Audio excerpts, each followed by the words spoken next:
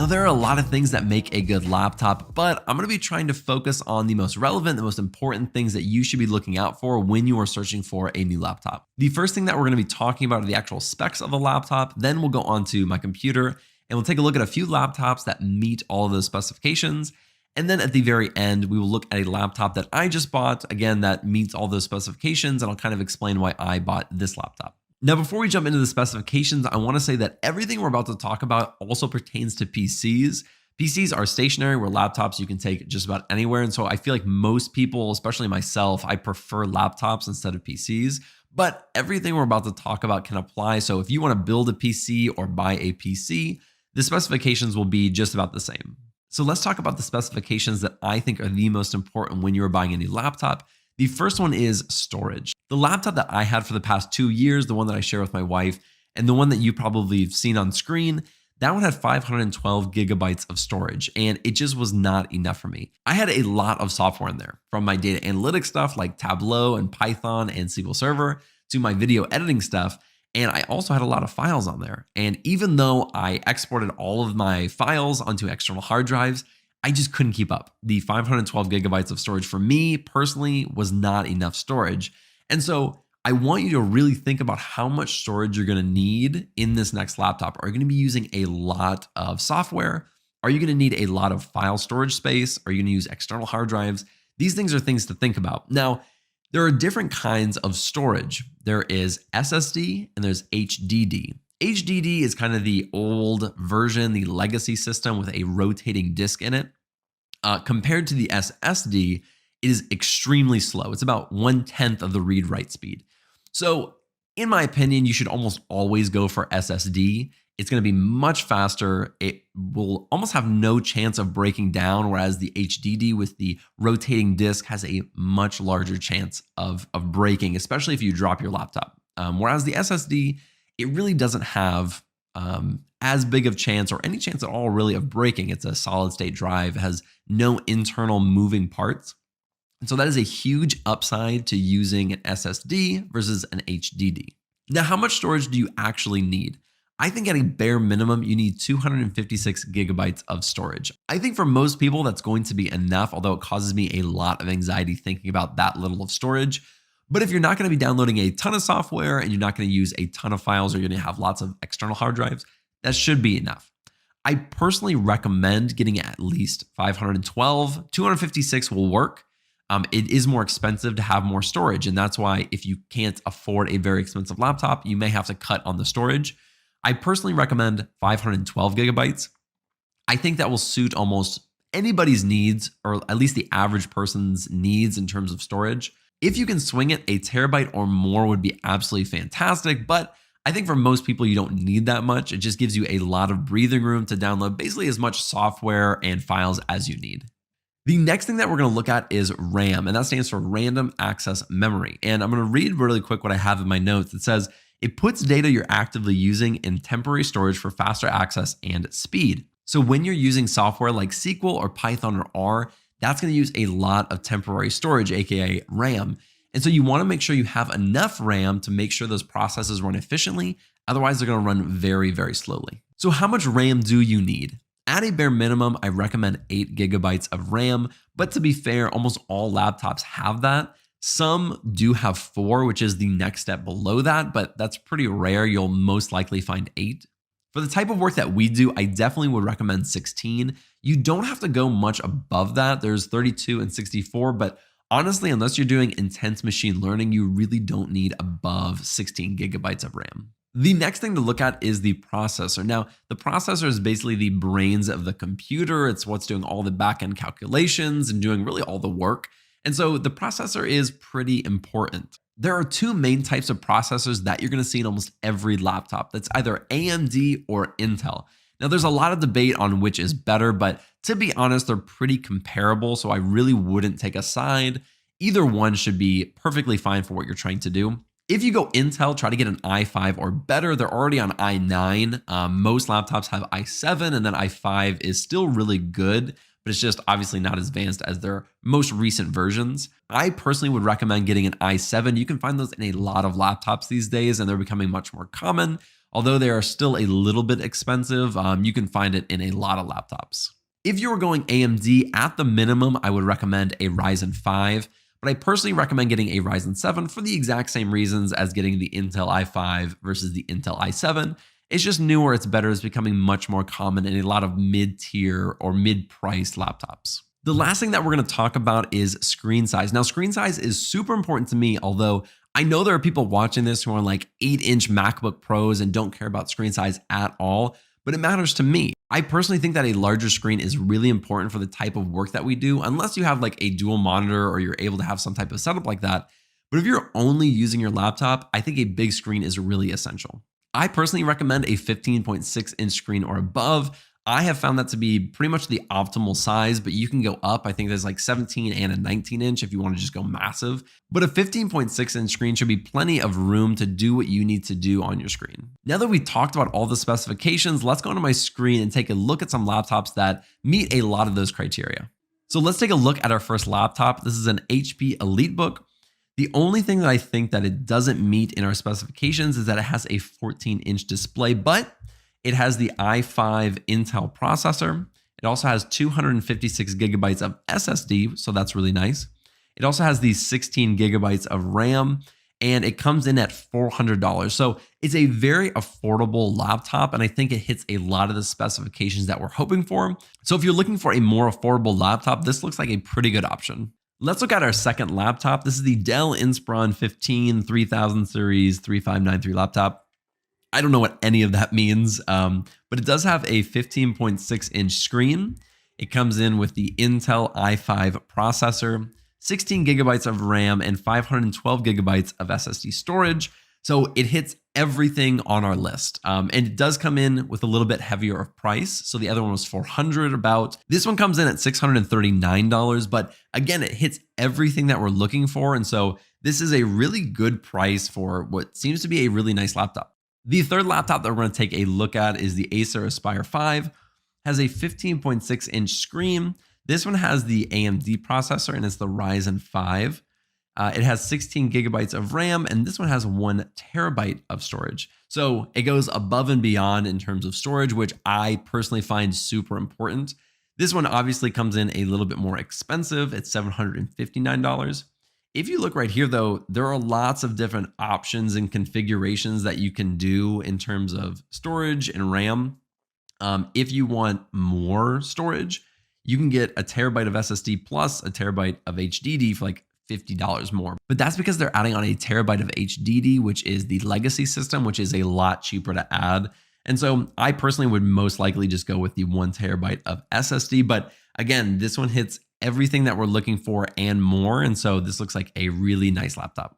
The fourth laptop that we're going to look at is the Lenovo Legion 5. Now, this is a gaming laptop, and honestly, I found that gaming laptops have a lot of the specs that I'm looking for. And so the next one is also a gaming laptop. So if that's not your thing, you don't have to get a gaming laptop. I just found that these ones were really good. But it has a 15.6-inch screen. It does come with an AMD processor and the Ryzen 7, which is the upgraded one from the Ryzen 5, which was in the last laptop. It has 16 gigabytes of RAM, 512 gigabytes of SSD, and this does come with a NVIDIA GTX 1660 Ti, and that's a graphics card. And so if you care about graphics or anything like that, this has it. And so that's a really nice perk. This comes in at a little bit more than the other one. It went from $400 to around $630 to $750, now up to right around $1,000. Of course, you're getting a lot of perks and upgrades with this. Something that you'll get in a gaming laptop that you will not get in regular laptops, like the one we were looking at, is these usually have cooling systems. They have fans inside of them that blow all the hot air out. And so they cool themselves a lot better. And so if you have issues like I have had in the past where you have a really, really hot laptop sitting on your lap and it's unbearable, these usually do pretty well with getting all that hot air out and keeping the system cool so that you can keep it on your lap and you don't burn yourself. So that is the Lenovo Legion 5. Let's look at our final laptop.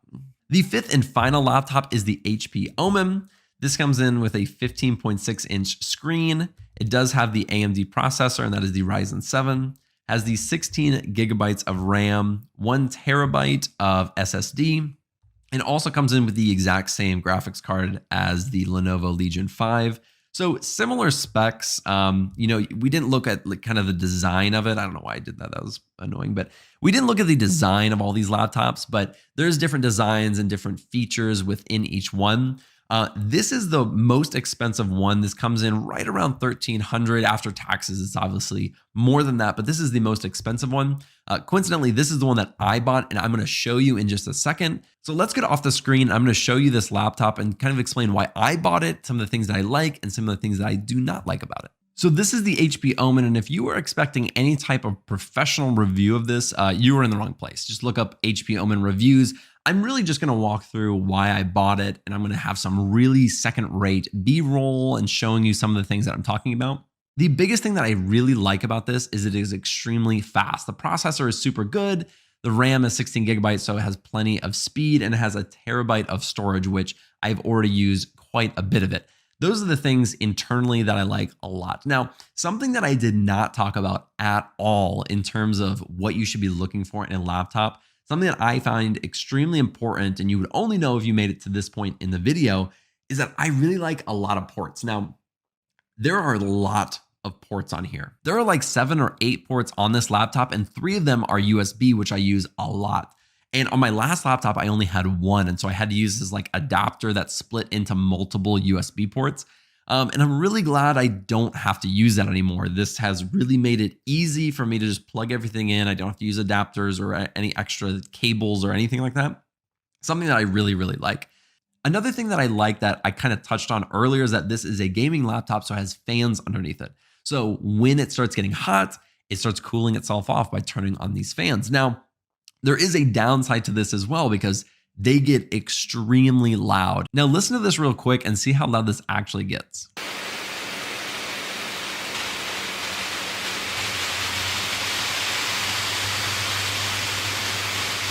Yeah, so it gets pretty loud, but it only gets like that if you're like really working the system. If you're watching like Netflix or something like that, it's never going to do that.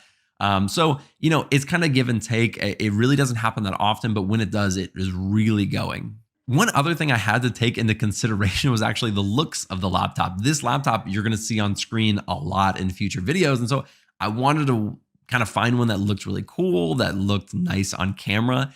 The other one, which was the Lenovo Legion 5, I really considered, but I didn't like how the back of it looked, which is, really superficial, but, I have a YouTube channel, and so I want it to look nice.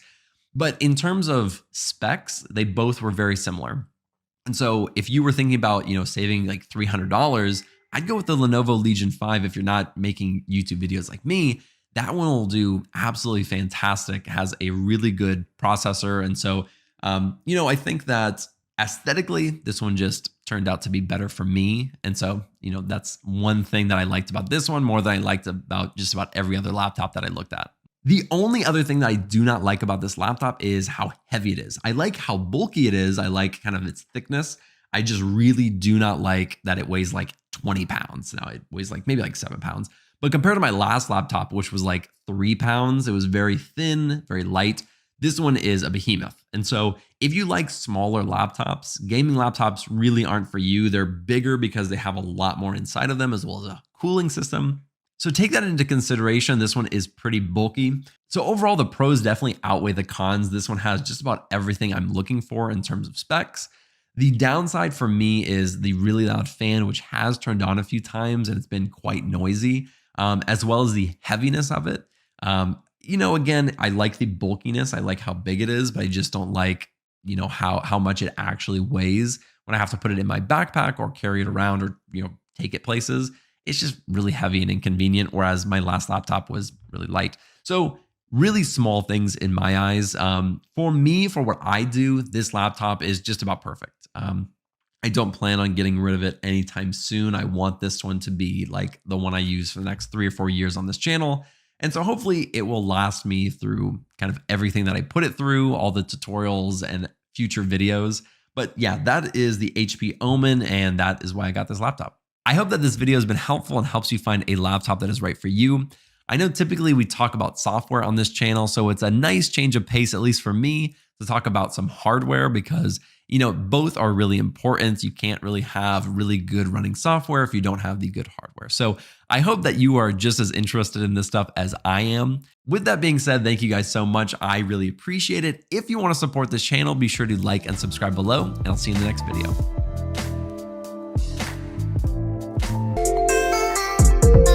Now before you go about this guide, I just want to say that if your laptop is under warranty or you have zero experience of working with hardware, I recommend you to not follow this guide, as you will lose your warranty or even cause some serious damage to your laptop. So this is my HP Pavilion gaming laptop. This machine is around 2 years old, but it still gives a pretty good performance with gaming as well as editing. In this particular laptop, the battery is not removable. The back cover is held in place by 10 screws along all of the edges. After that, the back cover can be pulled off by detaching all of the clips along the sides of the laptop. You can use a tool of some kind or your hands to pry it open. As you can see, there's quite some dust on the cooling system as well as the motherboard. The blades of the cooling fans are also covered in dust. The first step is to remove all of the visible overall dust from the heatsink pipes, the heatsink fans, as well as the motherboard or any other place where the dust might have settled in. Before messing around with any components, it's always a good idea to unplug the battery. To replace the thermal paste, you need to pull off the whole cooling system, which includes the fans as well as the heatsink pipe. After removing all of the screws holding it in place, disconnect the 3 fan headers, and then after that gently pull off the fans as well as the heatsink pipe.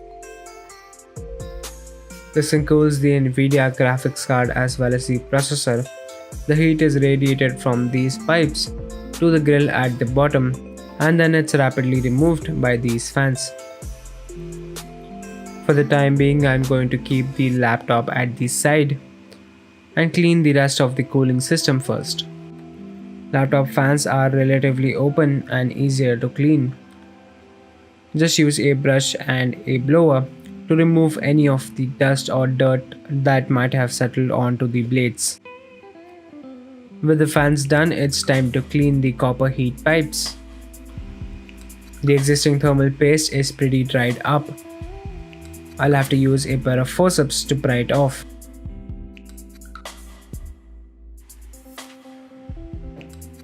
To remove the rest of the residue, take some isopropyl alcohol on a cloth and rub it on the copper plates until it's totally clean.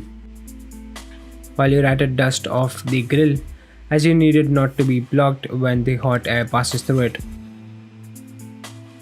Now it's time to get the laptop back and clean it for the existing thermal paste. Try to get it as clean as possible without applying too much pressure on them, or you may end up damaging them.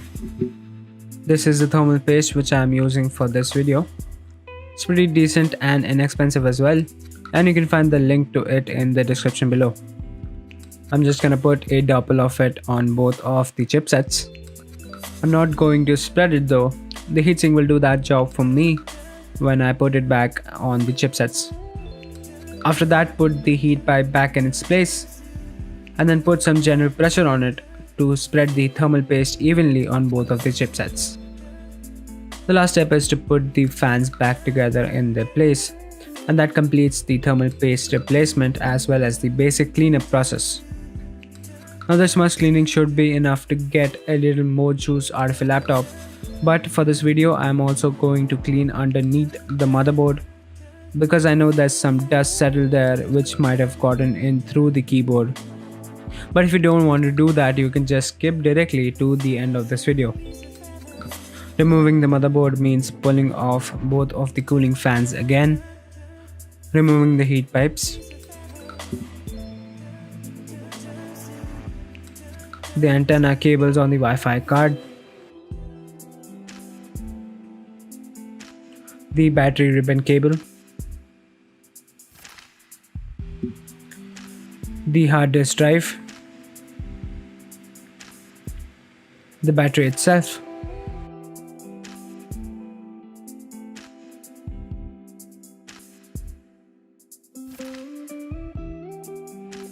And then any ribbon cables that might be connecting the motherboard to the hardware components like the trackpad and the keyboard.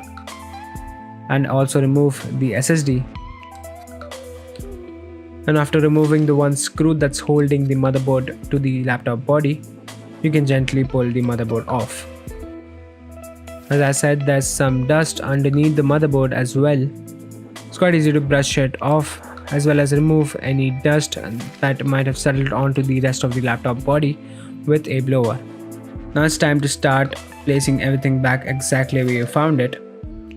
Pop the motherboard in, connect any ribbon cables that you had removed, the antennas, the ribbon cables to the USB board, the battery ribbon cable, the hard disk drive, the SSD, and the battery itself. After that, put the cooling system back together. Finally, put the cover back on and attach all of the clips back again.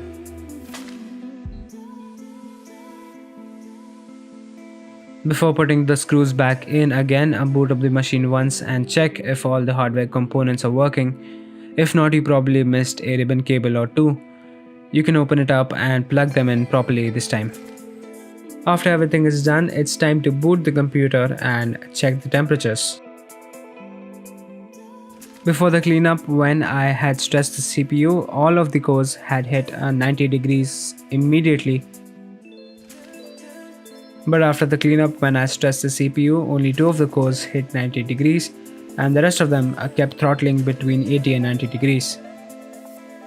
And also when the fan kicked in at full speed, the core temperature even went down to a maximum of 80 degrees. It's not a huge difference, but it's good enough to get a little bit more performance out of my PC without heating it too much. So that was my short and simple guide on how to clean up your laptop by yourself. If this video helped you out in any way, don't forget to like and share this video and also subscribe to Spinel Tech for more. And as always, thank you so much for watching this video. I'll see you.